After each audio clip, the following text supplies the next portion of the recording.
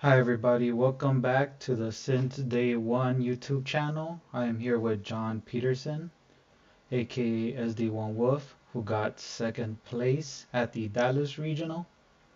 Uh, hey John, go ahead and introduce yourself and tell us what you played.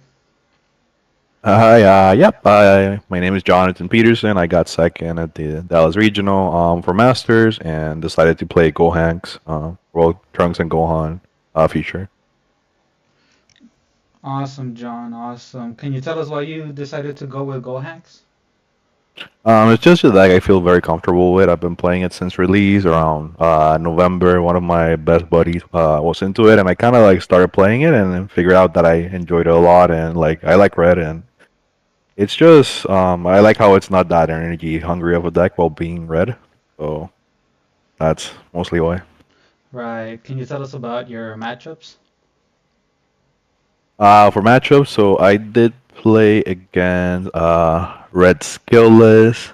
I played Green Gohan against Green Namek Black Vegito, Jello Kitku.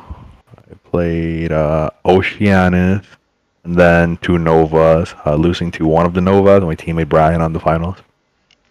Right, alright, so it was a pretty diverse amount of gameplay that you went to secure that second place spot.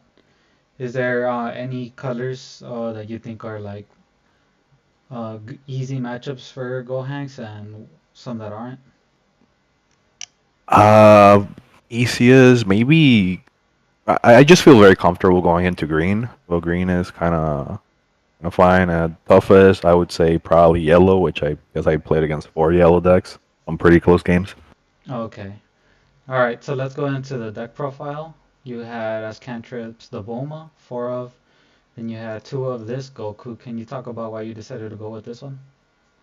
Yep. So I actually couldn't find the one for the deck where you sack one card underneath your C extra and draw one. So I just decided to go with this one. And it actually came up like as a body like twice and during my tournament run. It's another a 25k attacker as well while being a cantrip, so that's pretty cool.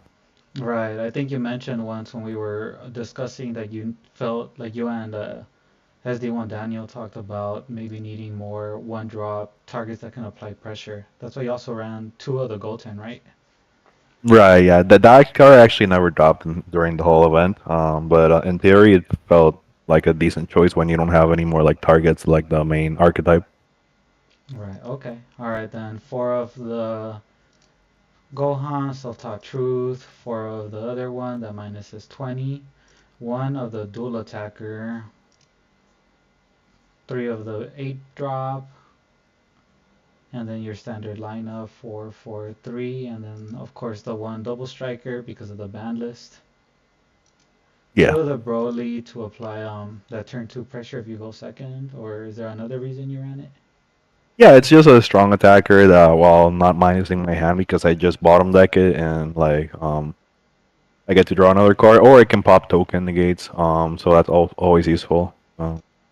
Nice. Yeah. And then can you talk about the gamma? Did this come up at all? Two of them? Yeah, yeah, I play that card like almost every game, be it defensively or offensively. It's really strong. I almost wish I could play more, but it's like turn three and space is tight. But I really like this card. Two Goten, one of the Vegeta for the mirror, for the red mirror, and then also yellow. Yeah, it's good into like a lot of decks just to make your leader swing twice. It didn't come up. But in theory, like into yellow, when you get Nimbus, it like gives you another swing. Obviously, if you get like explosive dance, um, and stuff like that, so it's pretty solid. But I actually used the Nike 10 effect once during the event. So that came up. Nice. You wouldn't expect it to, but it did. Then Yeah. we have the SER, the one and only real SER for this deck. That's worth running. The light and the dark. Four of the Reddit super combo, of course, searchable in this deck. Two Bulma, two Koi. Can you talk about why two Bulma? Yeah, I'm actually considered playing three, but during testing, I found that if I play too many, they just clogged up in my hand, so that didn't feel good. Okay, then two of the imposing presence, and then you kind of briefly mentioned this in discussion that two of this and then three of explosive dance. Can you mention why three explosive dance? People play around this card very often. It's not that great anymore. It's still like a good floodgate, but like people know this card exists and they play to counter it. So yeah, it's it's okay. Okay. Then the hidden ambitions for the green decks, D magic,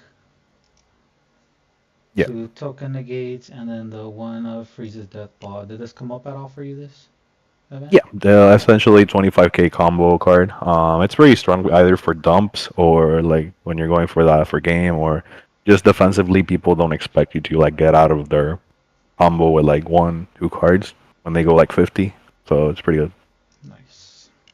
Side deck, real quick, you have another hidden ambition, one more koi, and then four violent rays. Can you talk about why four violent rays? Yeah, pretty much everything in the meta has like every deck is playing a bunch of 30ks, getting a bunch of 30k swings, be it Nova, Skillless, Vegito, um, pretty much that, and it has a sick card. Right. One shoe for skillless. Any other decks that you play it for?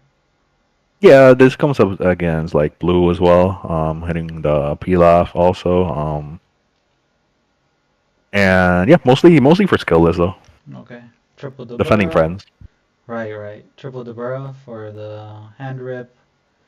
And then triple Heavenly Wizard Damigra versus Vegito. Any other decks you would consider putting this in?